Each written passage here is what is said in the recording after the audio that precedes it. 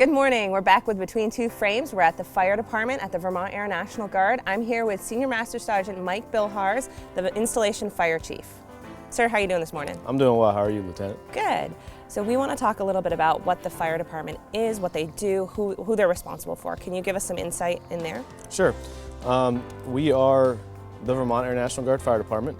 We take care of the entire base and the entire airfield as well. We cover all commercial aircraft, military aircraft, cargo, anything to do with BTV or the Burlington International Airport, we got it. So the way we work is we're a federally run organization, that me being the federal fire chief, and then we are made up of state employees from the state of Vermont as far as our day-to-day operations. We have about 30 employees that work here 24 on, 48 off, so we provide 24/7 coverage to the airfield and the base. We also have our military firefighters who their primary job is to train, be ready to deploy to anywhere in the world at any time. Now, fire department, responding to a crash, what does that, can you walk us through that so folks can understand what that is if there was ever an incident with an aircraft? Okay, so there's really two types of crashes or emergencies on the airfield. There's ones that we know about, the announced, the plane's coming in with an engine fire, or the hydraulics aren't working. So we have a little bit of time to get prepared for those and get the trucks in place. And then there's the, on landing they had an incident and we have to get out there real quick. So announced and unannounced. Either way, we have very, very fast response times. We get out there to the incident and we take command of the situation and we work the emergency as we would work any emergency.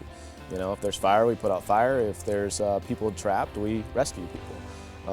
A big piece of this, though, is that we're not alone here. It's not just us. We rely heavily on our mutual aid community partners to support us as far as anything that happened on the base while we're out on the airfield, or just manpower for the actual incident itself. When you have a plane full of 200 people, our firefighters are going to need more than just us. We're going to need their help evacuating all the people. Can you talk about the day-to-day of the operations with your mutual aid partners? So one cool thing that we do is, as far as we rely on our community partners to come help us when there's an emergency on the airfield and on the base, but they also rely on us to respond out in the community and assist them. So we have a great relationship with South Burlington, Williston, Winooski, where if they have a large emergency, they call us right after they dispatch their people.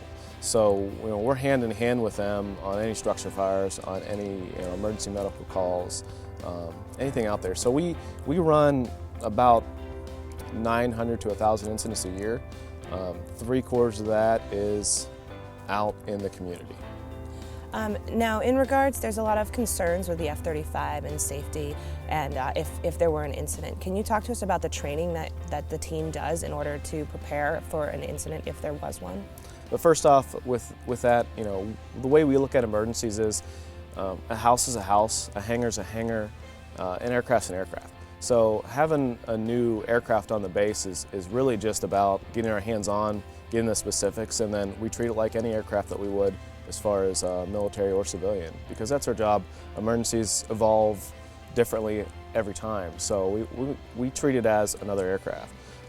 The other piece to that is, we want to make sure that our community partners get some time to understand that, that we have a new aircraft on the installation and that they can come out and see it and work with us on it, just like we would for any new aircraft that the airport brings on board.